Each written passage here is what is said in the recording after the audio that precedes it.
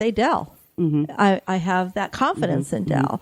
So again, I don't know if it's the blue. Well, it's because you have a daughter-in-law that works for Dell. But again, the electronics industry. I mean, it's very high end, very silvery, very black, very gold, things like that. Okay, but look what Apple did. They came in with an Apple logo. You recognize that whether it's colored or not. Yes, all right, absolutely. That is true. And that is red, true. and it is just a graphic, so you don't have to have words. Burt's Bees, for example, they're all natural things. You would think that would be green like all of the nutritional, good for you, no GMO stuff. All right, but guess what Burt's Bees did? They went with a honeycomb yellow. It was opposite of what all their competitors were doing, and they stand out. Yeah, I was going to say, because I know that's what I think of when the beeswax. I kind of go with the color of the bee. So when I think of them, I think of bees. Is that interesting? So maybe they went along with the color of the black and the yellow with the bees, too. Okay. So always interesting when you talk about things like this that we don't really think about very often. We just do it. Yeah. You know me, getting dressed in the morning, I grab the closest, cleanest thing that's been ironed. And Richard, a lot of you do that. A lot of people do that, and that's why when you have a personal color analysis done, you coordinate the items that are in your closet, so you can match any top with any bottom. Ask my husband; he can go in there, any top, any bottom, and it will coordinate.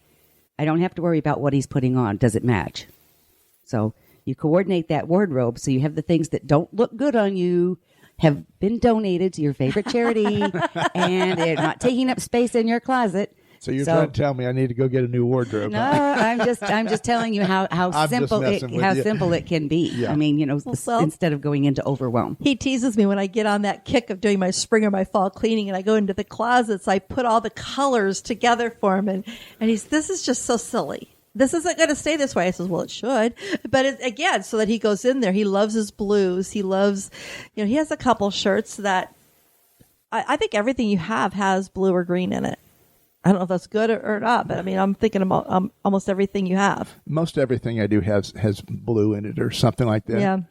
Yeah. So interesting. Just I find it fascinating to think about color this way because, again, I don't know if I ever really thought about walking into a business and looking at the color and wondering what type of emotion I should be having. But I do know that it actually happens. Yes, it does. Because there are some places I won't go back to. Yep. You don't feel good. Yeah. You just don't feel good. And for whatever reason, that's their corporate color. So is that the psychology of colors then? If they did it on purpose, shame on them. Whoops. If they did it by accident, oh well, they need a consultation. But the thing is are they reaching their audience? Mm-hmm. You go into a UPS office, okay? Guess what? What's brown do for you?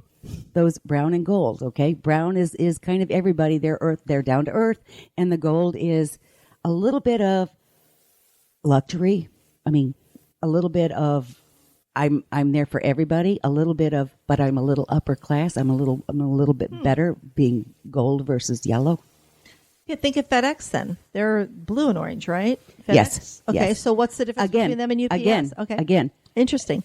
Them and UPS, your FedEx, again, your blue is trustworthy. There's integrity there. Mm-hmm. And your red orange is they're inspiring you to take some action.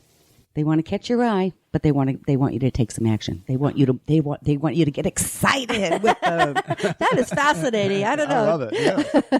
I mean, when you're talking about the brand message, about your brand you message, have you ever thought about the way the color flows with that? Me? Yeah. Absolutely not. But you will now. I will now. Okay. But again, when Richard teaches about branding, he gets down to the messaging part. He wants to get down to the messaging. So once they find their target audience, now you can start reaching out to the color of what that pretty little logo or logo font is going to be.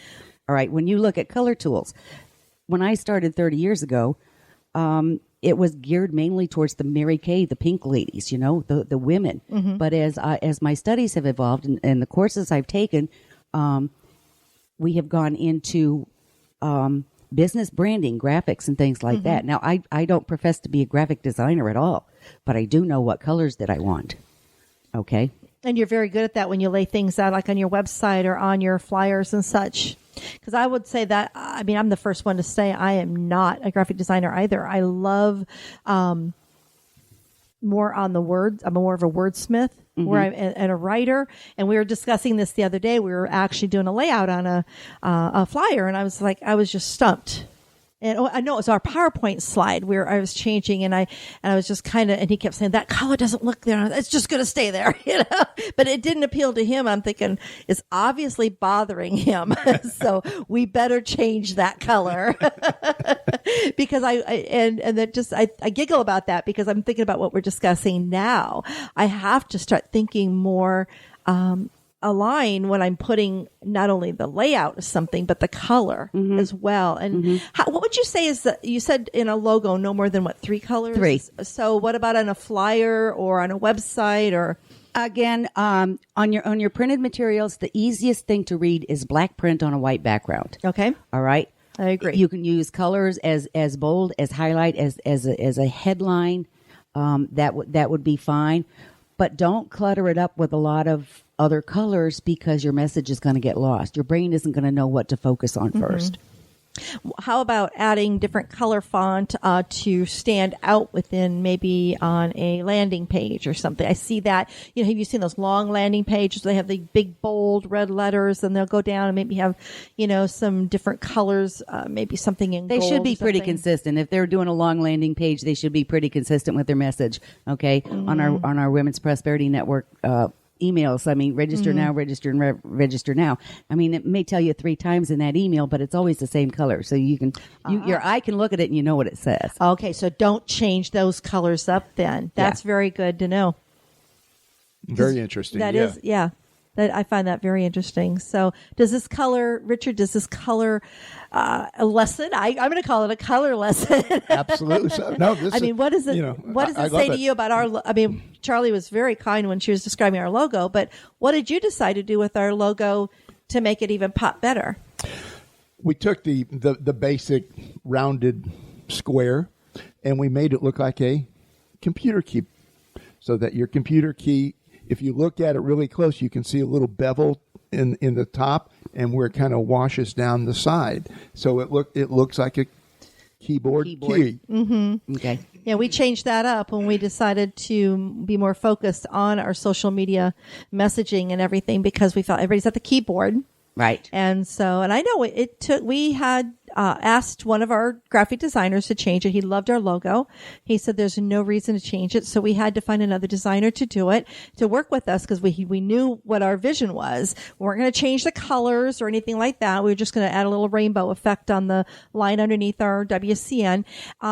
And this other designer was able to capture it perfect. And I will say the previous designer, when he saw it, he was impressed. But we obviously were not able to communicate what we were looking for to him. But he was very impressed with what the end result was. Yeah. Because it does make a statement as well as the colors, because we weren't going to ever change those colors. We love them. And that's another key thing is you have to be consistent. Not, Richard, consistent with your message. Mm-hmm. Absolutely. Your brand traverses you, what you do, your materials, your website.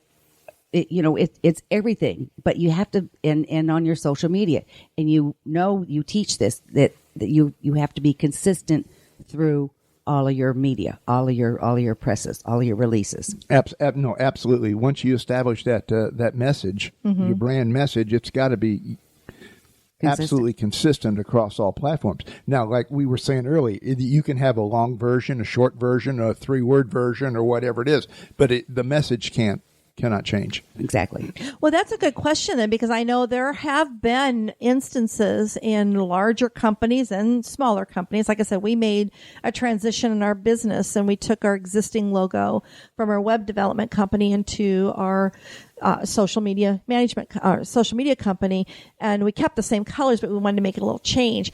But there have been some instances where large companies have changed up their look and feel. Oh, yes. What does that do? Oh, yes. To their? Yeah, I'm interested in what your take on that is. If the bottom line, if it's staying with the integrity and the message and the the atmosphere of the company, then it's not too bad. But let me give you an example of somebody who bucked the system. Okay, Heinz ketchup. Everybody knows what color ketchup is, right? Yep. In 2000, they came out with a ketchup that was green. I remember that. And it was in the Easy Squirt bottles for the kids. Oh, that was so cool. That was the highest grossing dollar change in an existing brand in history at that time. Right? They made $23 million on just that green ketchup. Okay? But guess it didn't last very long. Right? Everybody liked it, and moms loved it because everybody knew the green and the red, the ketchup and mustard, okay? But maybe it's just because when you put green ketchup on red ketchup, it all looks like mud. It didn't last very long. It doesn't appeal to me at all. It didn't last very long. It didn't last very long. Companies do it all the time. Coke One or Zero Coke, Zero One, all right? It was a flop. I mean, so you can try to increase your brand, increase your offering, increase your product line. But if you're not consistent with that true blue classic Coke,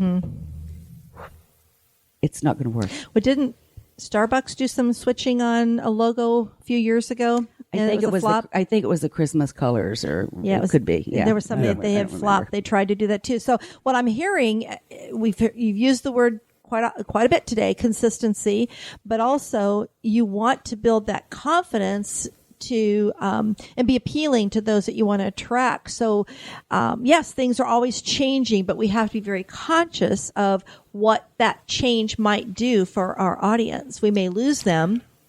Yeah, I mean, first thing you got to do, with going back to what you talked about, all these companies that have done big changes, the executives got bored.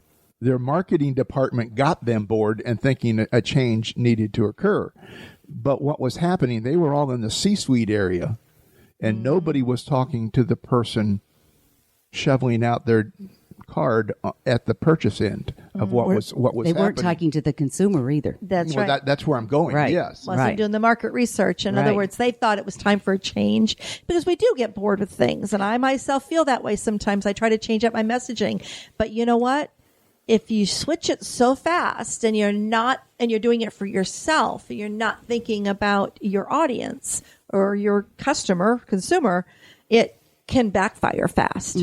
Millennials, you have to also consider age, generation, what your target market is, okay?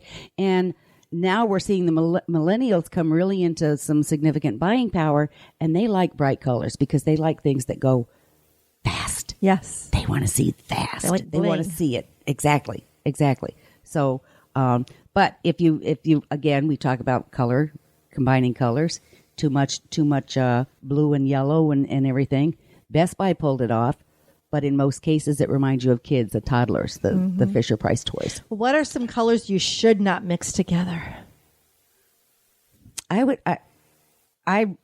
would have to say it would be industry specific. I mean, I couldn't tell you definitely no for anything. You want something that's eye-catching.